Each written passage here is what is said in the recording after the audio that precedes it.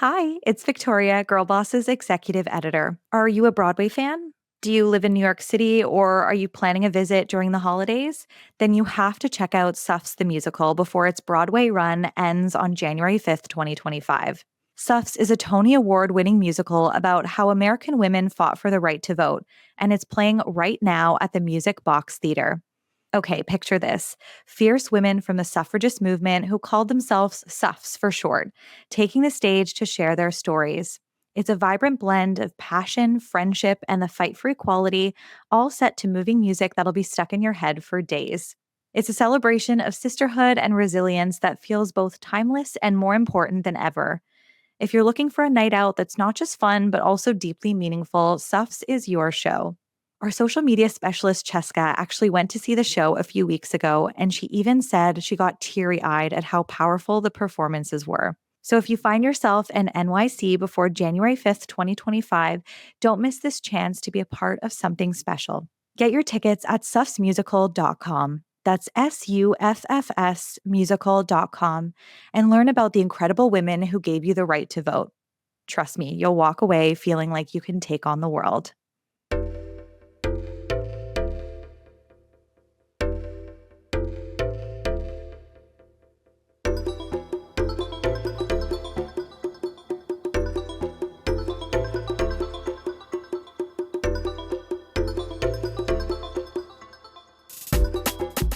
This episode is brought to you by HigherDOSE. Welcome back to another episode of Girlboss Radio. I'm your host, Avery, and I'm also the founder and CEO of Bloom, an HR and DEI consulting firm. And I'm a big believer that work should work for all of us.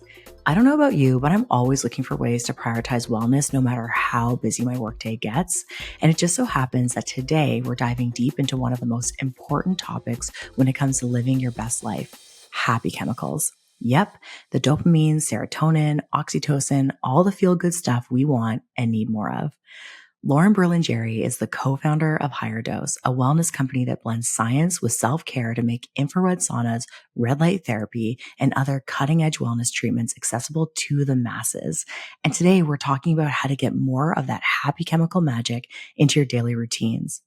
Laura and I get into the do's and don'ts of boosting your happy chemicals. Spoiler alert, there's a right way and a wrong way, and the power of heart-led leadership, aka leading with empathy and authenticity, not just numbers. We also talk about balancing masculine and feminine energies in both business and life.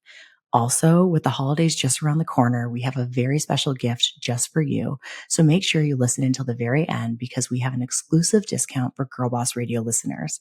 Okay, let's get into it. Lauren, welcome to Girlboss Radio. I am so excited to have this conversation with you today. How's everything going on your end? Oh, great. I'm excited to be talking to you today too. Yeah, we had our pre-call. And just for folks that are listening, we always just like to get a vibe check and build rapport, especially with folks that I haven't yet met before. And you and I could have like riffed for hours. I was like very, very energized after our conversation. So I'm really excited to like dig in today.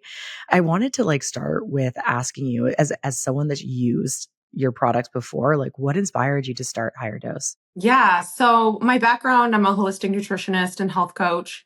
I was a TV presenter around fitness for 10 years, and I also used to model. So when you're a model and you're a host, you have to take care of your body. You have to perform. I used to always work out a lot. I used to overwork out a lot. And I did a lot of things that really like got my nervous system out of whack and my hormones out of whack.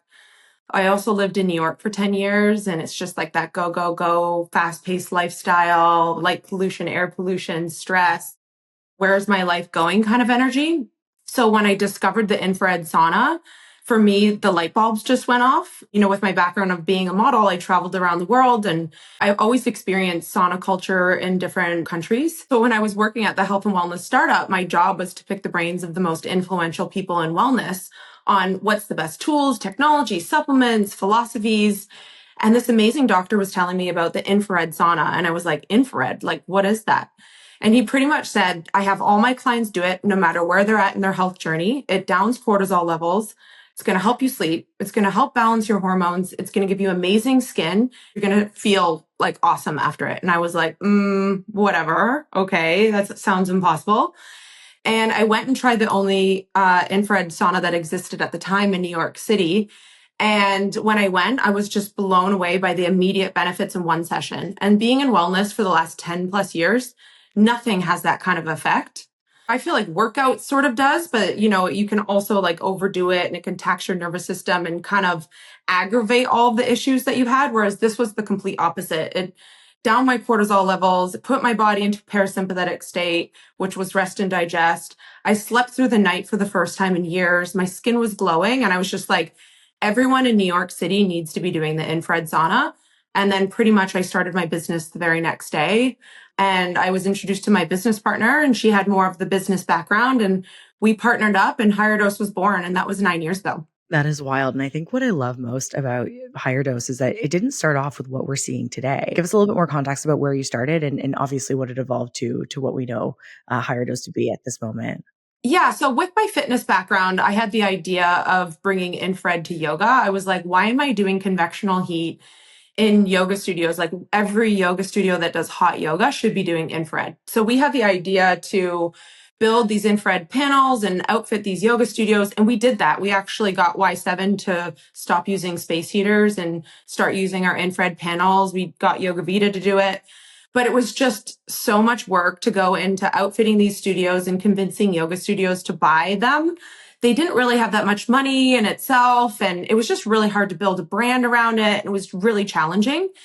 And ultimately, what we fell in love with was the infrared sauna. So my business partner and I decided to pivot and open up an infrared spa location. We didn't have much money. So what we did is we got one sauna, rented out a room in a wellness center and, launched the sauna. And then the next thing you know, it was pretty much booking out just by word of mouth. We got a few influencers to come in. They would post this like sexy sauna selfie. And the next thing you know, within like 4 years, we had 11 locations. It was like wild, just how we would joke that we never had to spend any money on marketing. It just spoke for itself. For folks that are listening that are maybe entrepreneurs or even like they work within an organization and they feel like there's a need to pivot, like what was your point, the tipping point of like, okay, we need to pivot to something that's going to be a more accessible product for people? Yeah, that's a great question. So like I said, about 3 years into having the infrared spa locations, we started to sort of cannibalize our own service by opening up too many locations. So we started to see the sessions start to slow down and then we had to like pay for marketing and it was just something that we weren't used to. But one thing that happened was everyone would always ask us to do like pop-up locations and we couldn't lug around a 600-pound sauna. So we actually invented the sauna blanket through our partners that created the infrared sauna. And we just created it for, these pop-ups. We had this one thing called Future Spa that happened on every weekend for like 6 months. And it was us and a bunch of other wellness partners. And we would set up the sauna blankets. And we were just blown away by everyone being like, oh my gosh, this is amazing. How do I buy this?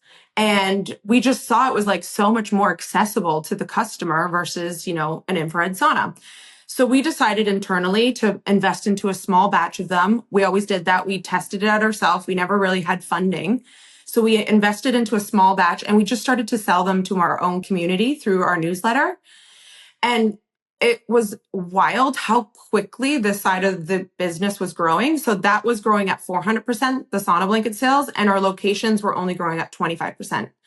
So we decided to internally consolidate locations and invest more into product and making infrared and red light therapy more accessible to people. That was about a year before the pandemic hit. So for us, it wasn't as much of a pivot as it was an acceleration of what we already decided to do because we already had our supply chain locked in. We already had our manufacturer. We already went to South Korea and built that relationship. And we weren't trying to figure that all out while COVID hit. And then we saw that 4x overnight while we closed all 11 locations. That's incredible. And now, like when I think of HigherDOSE, and I think a lot of people that are listening to this conversation right now, they've seen the masks with the red light, infrared light. A lot of these images are paired with women like doing other self-care things, like they're Yeah. journaling or reading their favorite book, or they're like watching TV with their dog or their cat at night. Like, how do you feel about being a part of such a massive cultural shift around wellness? I honestly say that luck has always been on our side. Even when we opened our first infrared spa location, no one even knew what infrared was. And we were really the pioneers behind in getting out the amazing benefits of infrared. We didn't create any of these technologies. They've been around for a very long time. They've been heavily researched, lots of clinical trials and whatnot.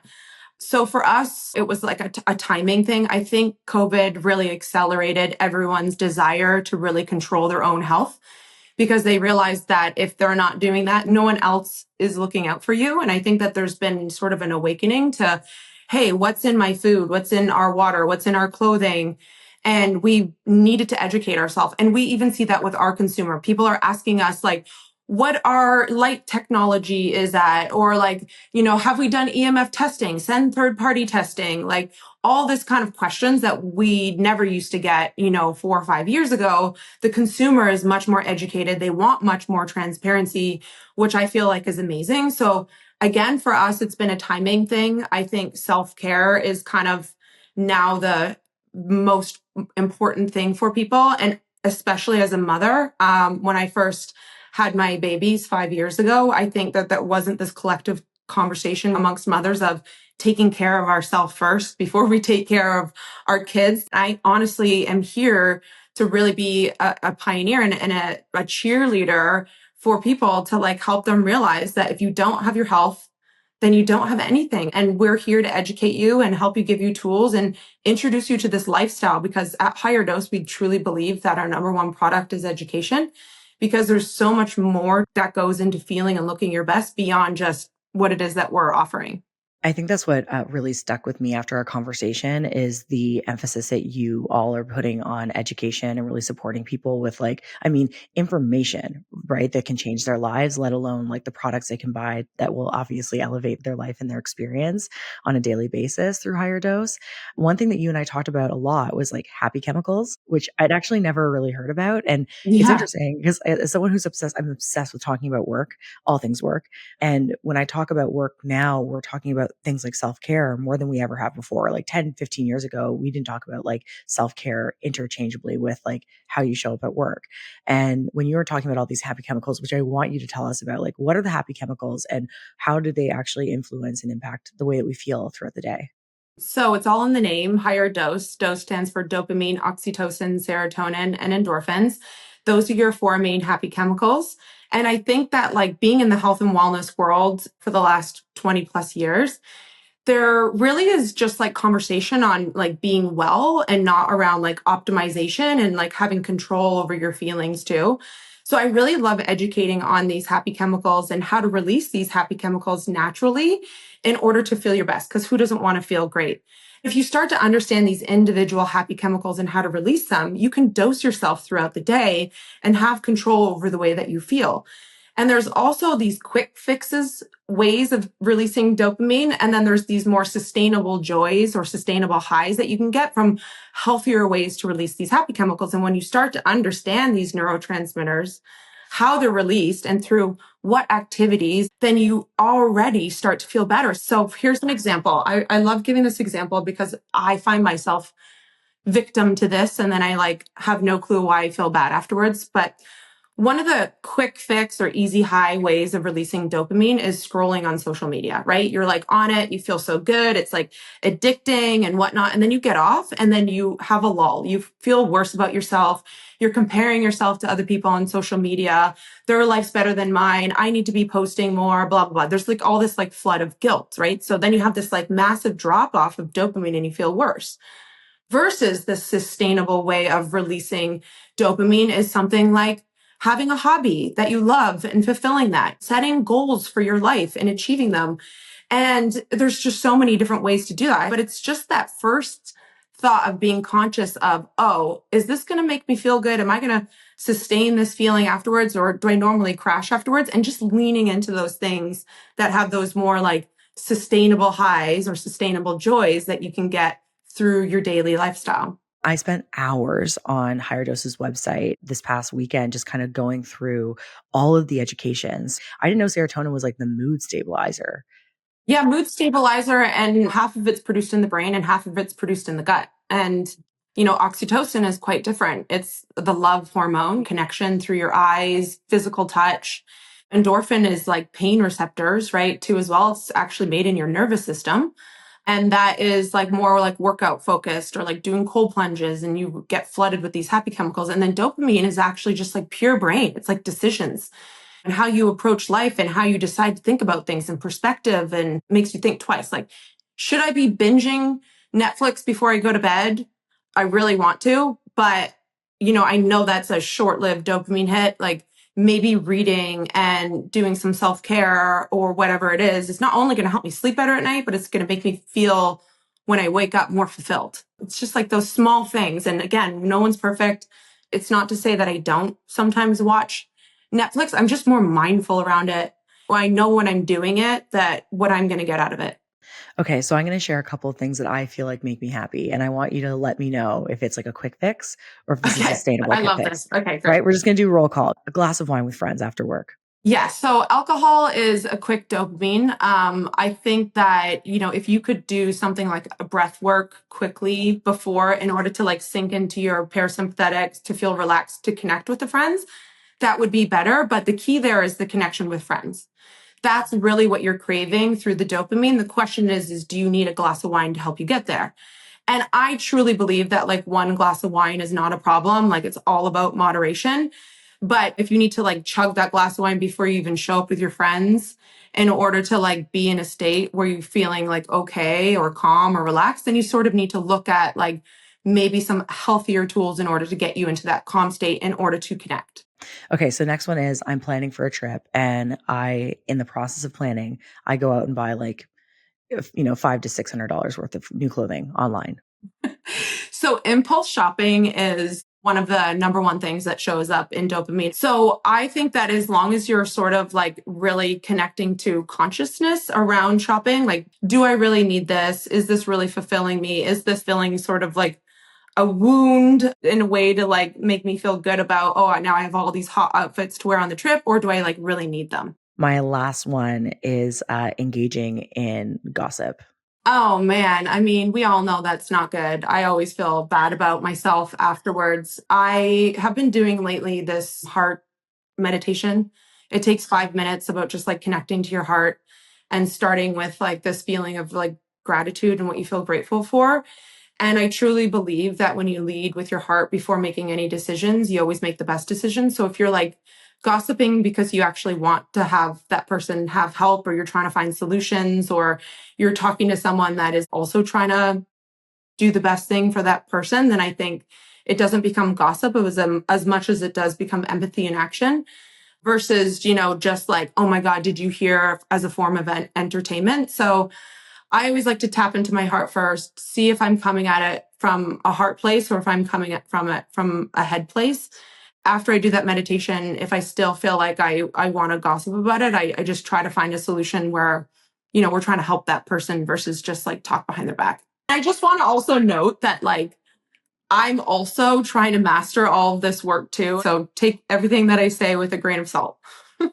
So I wanted to ask you actually, like, I've seen this viral trend going around where people are talking about their dopamine menu. And we created one via my company Bloom for like work on how you could actually increase natural dopamine throughout the day for yourself so you could feel happier at work. What recommendations do you have for folks on natural ways that they can boost their dopamine? Yeah, so many different ways. Like, I feel like I touched on a lot around like hobbies and goals and journaling and whatnot, which are more like mindfulness practices. But getting into nature is a great way to release all of those happy chemicals.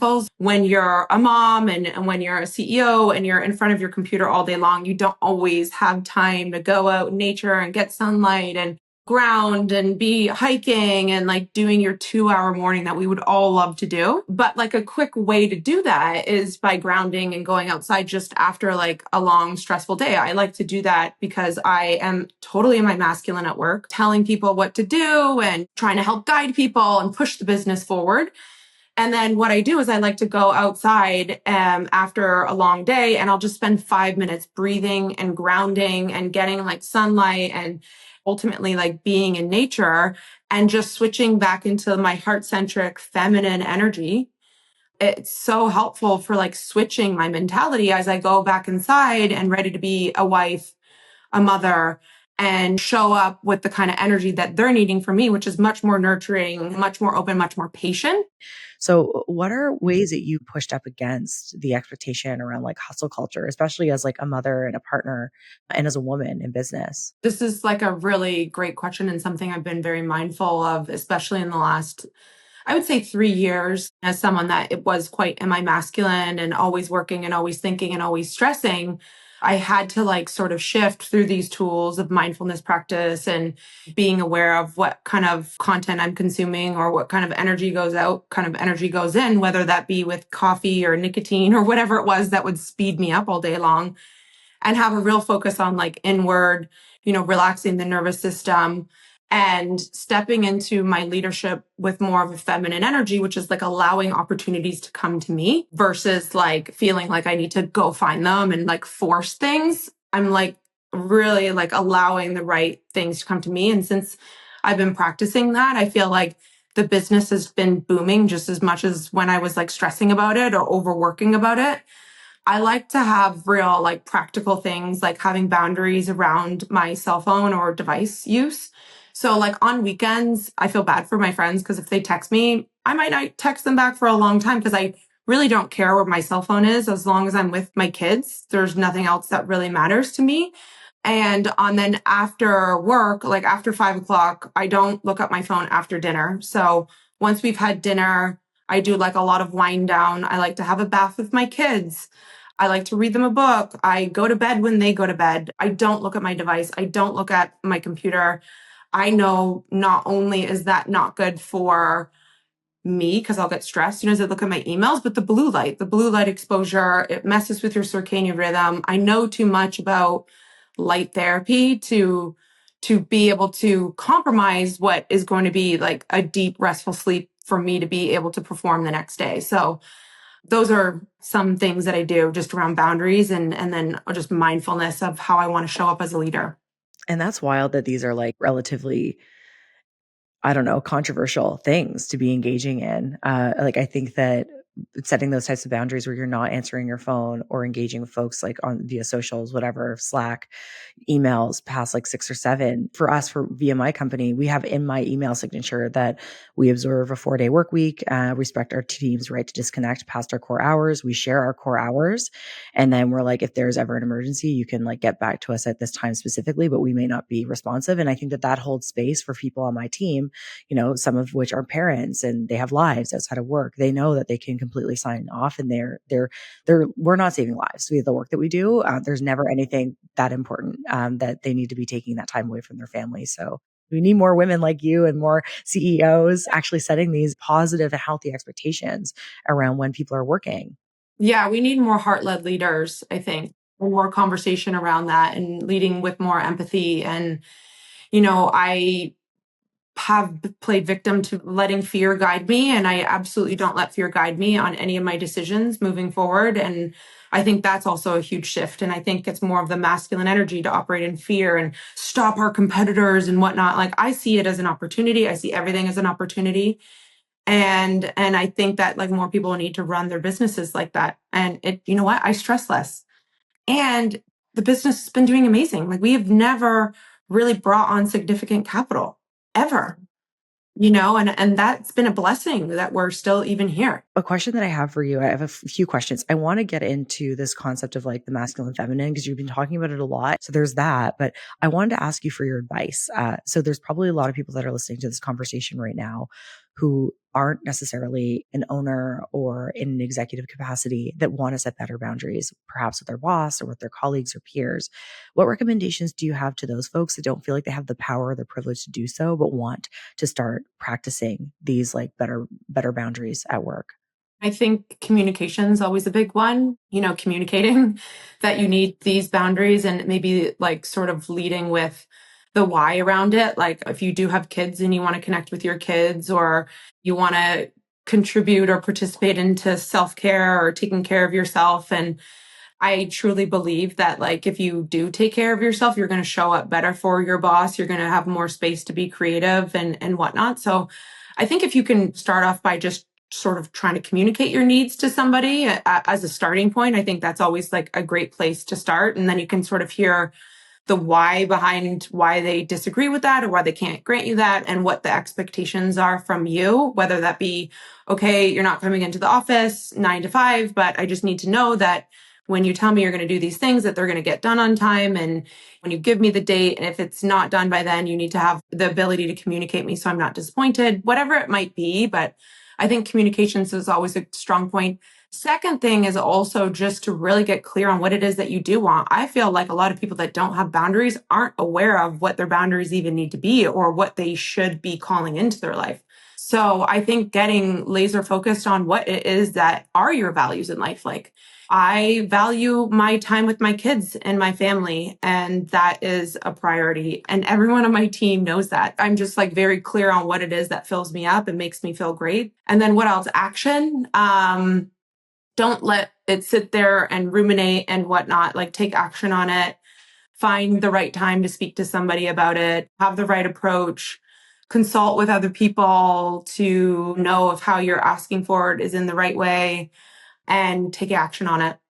Yeah, I love all those suggestions. And I think that it's important for folks to start to identify like what their boundaries are. And I think that that's like one of the biggest things that people that are earlier on in their career don't understand or know how to do well because they don't know what the parameters are.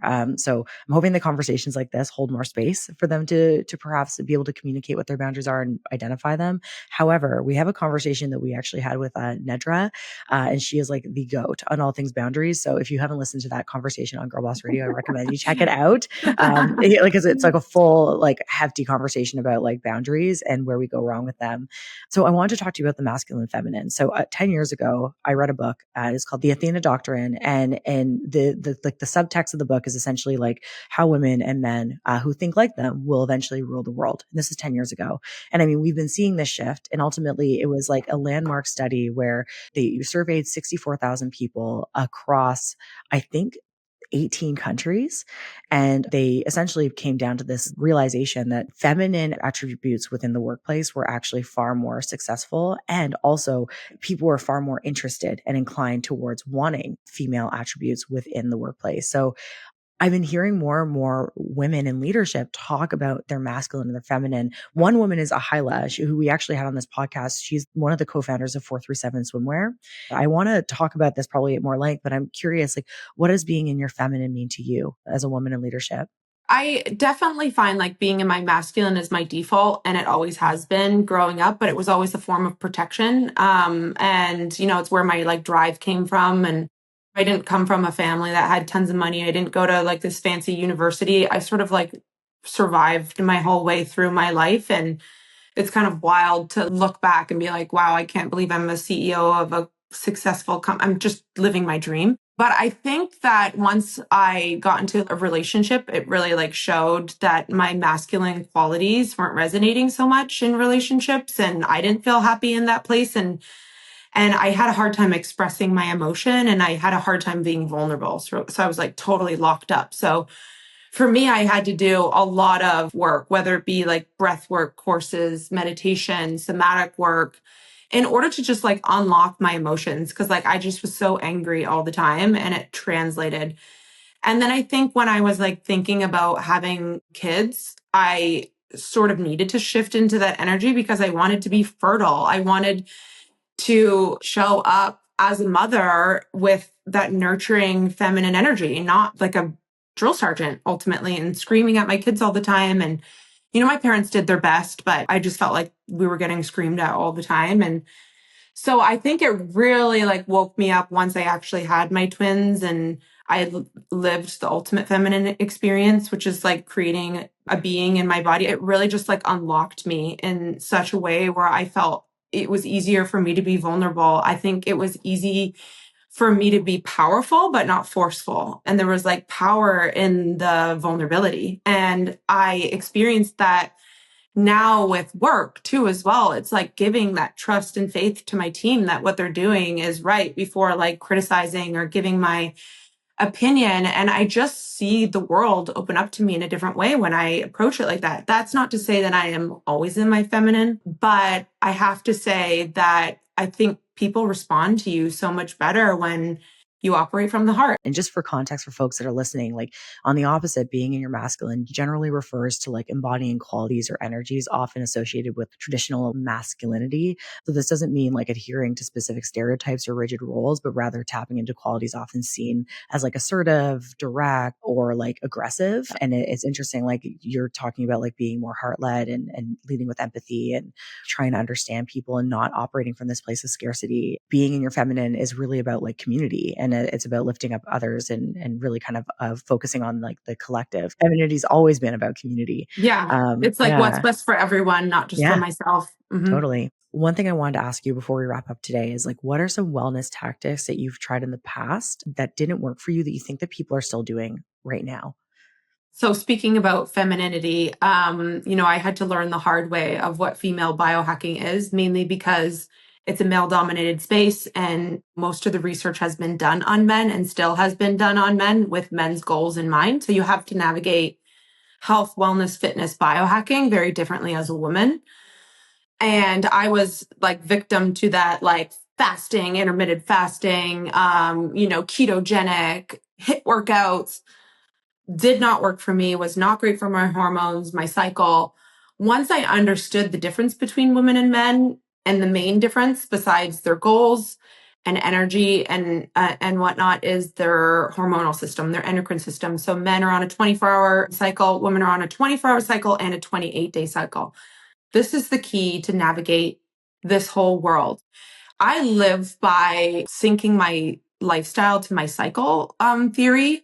The way that I eat, the way that I work out, the way that I rest. I don't even like to book podcasts or public speaking a few days before I get my period. I'm not my best. I don't feel like being seen. Again, I have the privilege to do that, but just navigate biohacking and fitness and the idea of optimizing your body differently, because that research mainly has been done on men, and you really need to just like tap into, I would say, your body and the way that you feel and your consciousness and be like, is this actually working for me? Is this actually making me feel better? And trust that versus the studies. Absolutely. Okay. Well, I think that is a great and empowering way to wrap up this conversation for folks that want to continue to follow along on your journey. And of course, if they haven't already, support HigherDOSE, like where can they find you? Yeah. So my Instagram is Lauren Berlingeri, Berlin, like the city in Germany, and then Geri. Check out HigherDOSE. And if you look into the Learn section, we have our series Biohack Hers about female biohacking from the female perspective. And then just like there's so many just tidbits of videos that we do educating about the high life, dose, and our amazing products and portfolio that can really help you look and feel your best. Like delighted going through your website and all the articles and information that you've like so kindly offered to folks that want to be a part of the high life and engage in the community. So I would highly recommend people check it out. I learned a lot. Thank you so much for all the work that you're doing and for taking the time to chat with us today. And I'm excited to like do more to, elevate my own life so I can be a part of the high life too. Thank you so much. I appreciate it, Avery.